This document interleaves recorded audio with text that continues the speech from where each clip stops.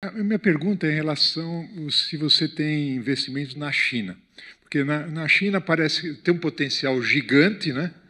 Mas sempre quando parece que vai destravar, o governo resolve interferir, tem alguma coisa que acontece na China e não destrava, em termos de valor, né? E como você enxerga, em termos de médio, longo prazo, China? Porque a gente até viu que a porcentagem hoje de negócio na China é muito grande em relação ao restante do mundo. Está chegando perto dos Estados Unidos. E como que a gente vai trabalhar em relação a isso? Bom, eu acho que você pode investir na China sem estar na China. Você pode...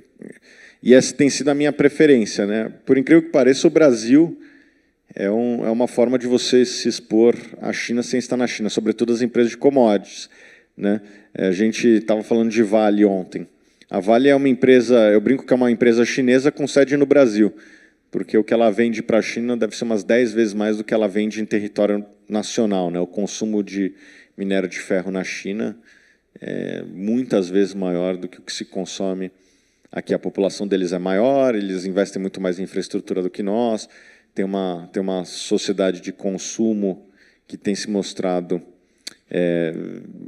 mais ávida do que a nossa, né, com carros, construção civil, etc. Então, o consumo de aço lá está crescendo de maneira desenfreada. De fato, as empresas chinesas elas têm uma governança difícil, muitas vezes, de entender, estão expostas a um ambiente regulatório que muda da noite para o dia. Lá, assim, é a cabeça da liderança, né? E as cabeças vão mudando, e a cabeça de quem está também, às vezes, muda. Então, é um ambiente complexo. Eu acredito que a Ásia vai continuar crescendo, vai continuar puxando o crescimento do mundo, por vários motivos, né? Elas têm uma renda per capita baixa, então é mais fácil você crescer quando você tem uma renda per capita baixa do que quando você tem uma renda per capita alta, basta você fazer alguns pequenos investimentos. Acho que a Ásia como um todo investiu em educação. É óbvio que eu estou fazendo uma generalização, existem países e países por lá, né? Tem países que já estão numa maturidade mais avançada, como o Japão, existem países como o Vietnã e Índia que estão saindo quase que de um nível de desenvolvimento africano, assim, de baixo, e indo para um país na direção correta. Existem países que já estão no meio do caminho, que nem China e talvez a Coreia um pouco mais avançado, mas, de maneira geral, a Ásia deve ser o puxador do crescimento do mundo, mas você não precisa estar na Ásia para se beneficiar do crescimento asiático. Isso é uma coisa que eu sempre falo.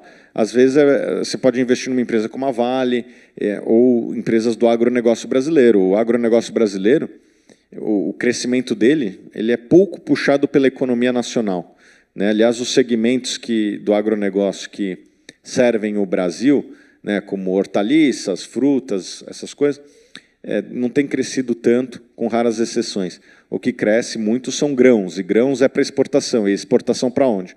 É justamente para esses países, né? Conforme esses países se desenvolvem, se industrializam, se urbanizam, o consumo de carne explode, e para produzir carne é preciso, sobretudo, milho e soja, né?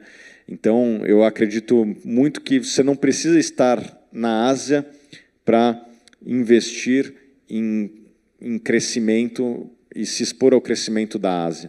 Você pode investir em empresas que têm um posicionamento muito bom na Ásia, né? Então, empresas ocidentais que têm um posicionamento muito bom na Ásia, né? Então, deu exemplo do agro brasileiro, mas poderia dar exemplo de outras empresas, né? Então, Louis Vuitton é uma empresa que tem uma exposição muito boa lá na Ásia, as marcas deles tracionaram bem forte lá.